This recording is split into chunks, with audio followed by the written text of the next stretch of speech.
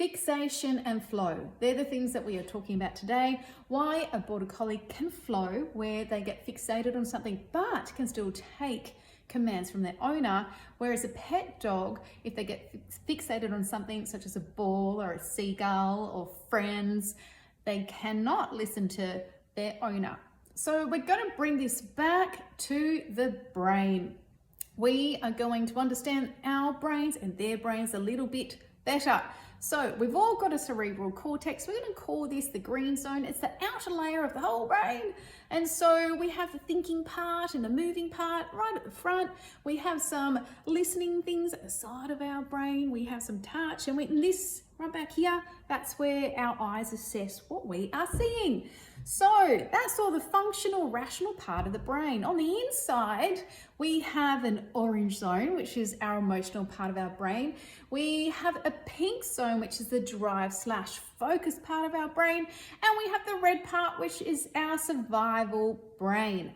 So there's two parts of seeing something. So when our dogs get locked onto cattle, or they get locked onto a ball, they're not using that green part that's at the back of the rational part of our brain to assess what they're seeing. There is something called the superior colliculus. I'm sorry if I'm not pronouncing that right. I think I am.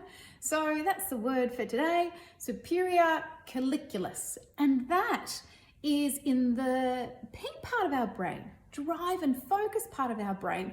And guess what? It's bigger in dogs than it is in humans, which is why when it's activated, it is a much stronger force in a dog than it is with a human. So other things then happen. So the superior colliculus is getting locked onto something. And then an assessment is done by the emotional part of our brain to work out pleasure or danger. Is it important? So once it decides that it is important, it will lock onto that and they will get a dopamine rush. So at this stage, pet dogs getting locked onto balls and border collies getting locked onto sheep and cattle, same. But then there's a difference. So when their brains get flooded with dopamine, the border collie can still take commands from their owner. Whereas the pet dog, if they get locked and fixated onto something, they generally don't. And that's because we haven't exercised their brain to pull back this curtain of dopamine so we can activate the green part, the thinking part, our usual rational dog. So when they get locked onto something and they get a dopamine hit, which tells them that this is the most important thing, farmers exercise the green part of their brain, the frontal cortex, by making sure they still listen. I guess that's also side parts as well, but it's the green part, that thinking part of the brain. They start to activate that. It is an exercise so we can strengthen that muscle, if you like, so you can understand this. So your dogs are all capable of doing this, not even though they're a border collie.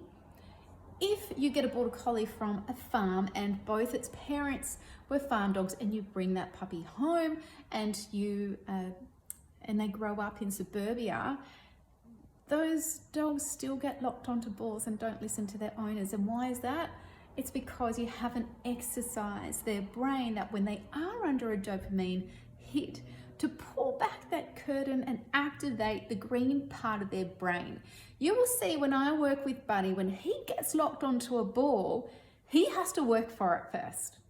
He has to do a combination of obedience commands: sit, down, stand, spin, or shake, stay calm. We mix it up, so he's always got to pay attention, so he never knows what I'm going to say next. And that is exercising his brain. So when I really need him to listen to me under pressure, When I really need him to listen to me when he's distracted or fixated on something, I can change that fixation into flow because I've exercised his brain to listen to me under those conditions. Hope that helps.